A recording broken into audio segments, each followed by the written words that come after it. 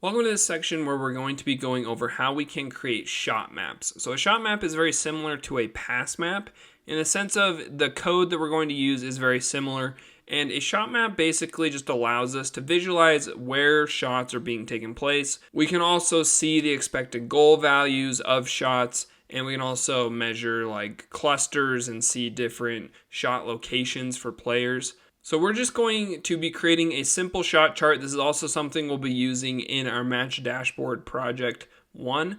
So let's just go ahead and we're going to get the data. We're going to be working with the 2022 World Cup final data again. So to get this data, we just need to import pandas as PD.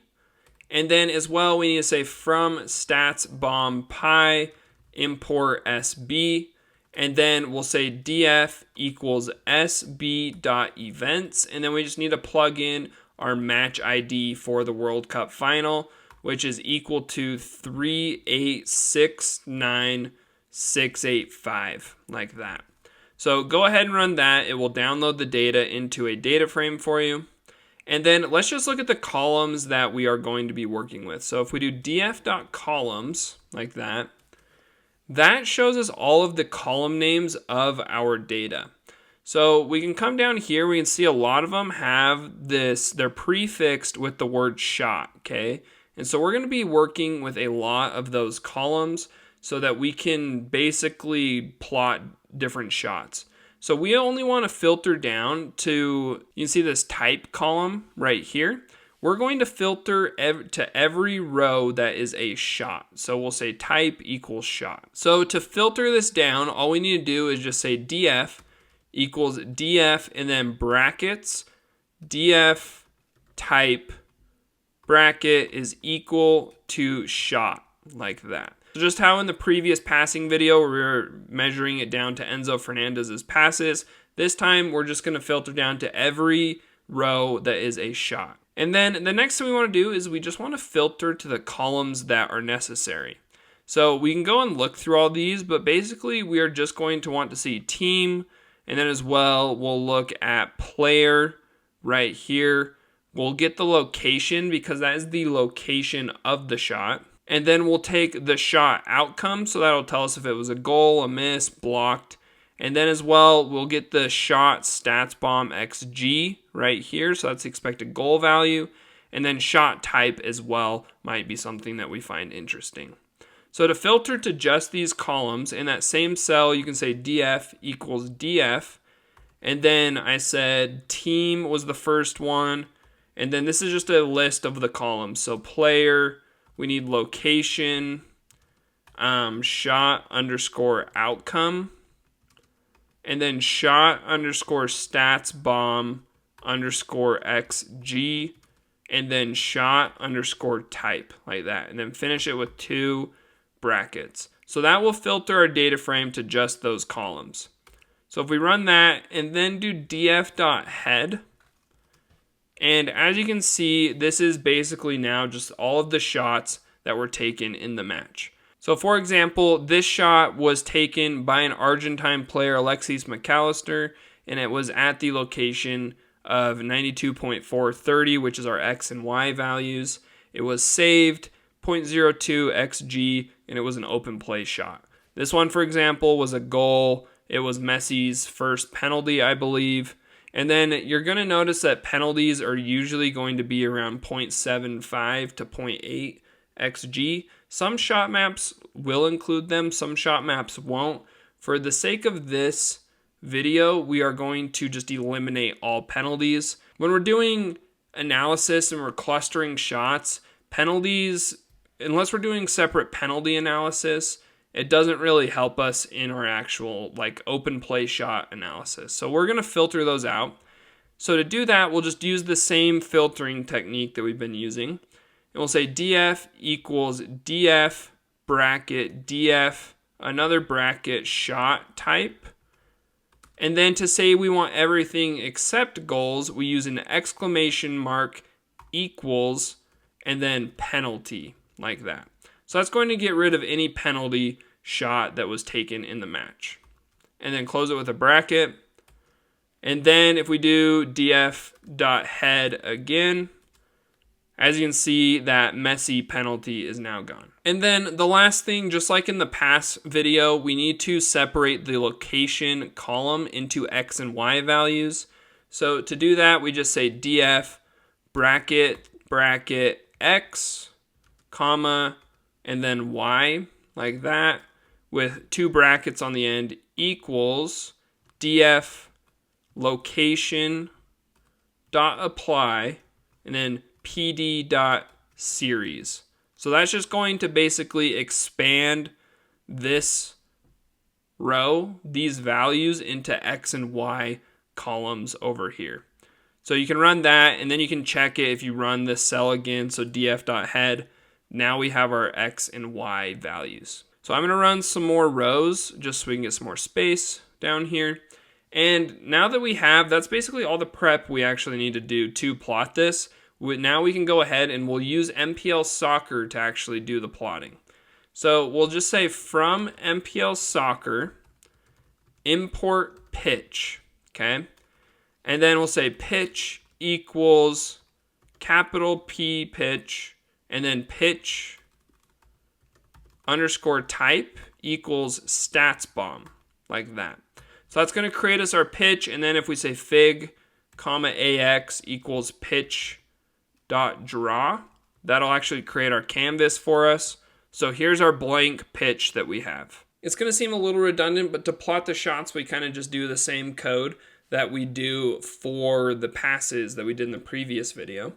So we'll just loop over the data frame. So we'll say for X in df.to underscore dict, and orient equals records, like that. It's going to create a list of dictionaries. And then what we're going to do is we're just going to say if the team is equal to France, we actually want to plot that on the left side of the pitch. So we need to do a little bit of mirroring, because both of the values are going, if we didn't mirror, everything would be plotted over here, because StatsBomb just plots everything as if it's going from left to right.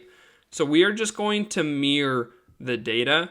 And to do this, we just use a little bit of math and a little bit of geometry to do it. So we'll use an if statement. We'll say if X team is equal to France, so with 2 equal signs France, we want to do pitch.scatter, and then our X value is going to be equal to 120 minus X bracket X, like that. So we're basically going to do 120 minus our X value. So it'll plot it over here somewhere. And then our Y value is going to be 80 minus X bracket Y. So that basically is going to flip it across the Y axis to make sure that it's on the right side. And then we just need to say AX equals AX. And then this is how we're going to use our expected goal value. So we'll say S, so S is for size, equals 500. And then we use an asterisk to do our multiplication. We say times, and then X bracket shot underscore stats bomb underscore XG, like that. So that's basically going to say, okay, multiply our expected goal value by 500 to create the size of the actual scatter point that we're going to create. And then we can just do a little bit more customization. We'll say EC, so the edge color is equal to black, like that. And then the color, so C, we'll say is equal to green if X shot underscore outcome, like that, is equal to goal, else do white, okay? So this is going to say if it's a goal, plot it as green, otherwise plot it as white. Then make sure you just put your parenthesis there at the end. So then you can just basically copy that right there, just so we don't have to sit and type all that out again. And then plot it, and then let's just get rid of this line. So if X is equal to France, and just say else. And then get rid of the 120 minus, okay? And then get rid of the 80 minus as well. So that way it'll stay over here. It won't get flipped over to here. So let's go ahead and let's run this just to see what happens. So we run that, and now we can see what all of the shots were for the teams. If you kind of remember the World Cup final, there were 6 goals scored in both regular time and then extra time as well. So this goal right here was Di Maria's goal that he scored. This was Messi's goal that he scored in extra time.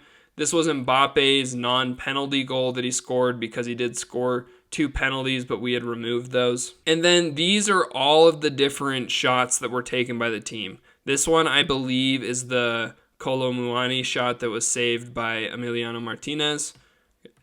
Incredible shot. Save. So now that we have done this, we can just add a little bit more information, just a little bit more information about what we're trying to plot. But really, that is all there is to actually plotting the shots. So if we wanted to just add a title, we could say ax.set_title, and then we could do 2022 World Cup Final shot map, like that. Okay.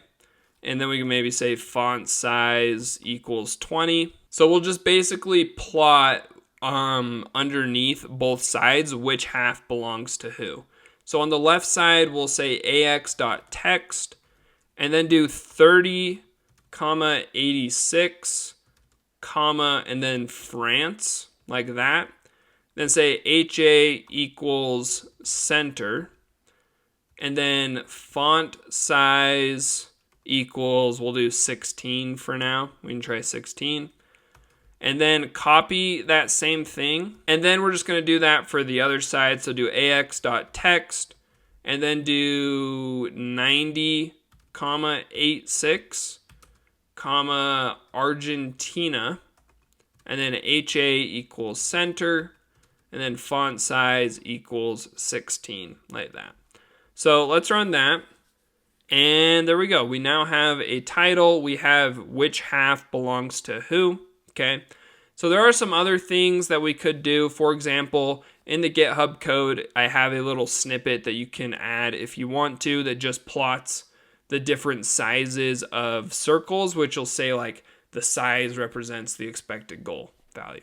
So that is basically all there is to creating a shot map. A shot map is a very powerful tool, especially when used for doing different analysis over longer periods. For a single game, it's cool to see like, oh, like a lot of shots, not a lot of shots.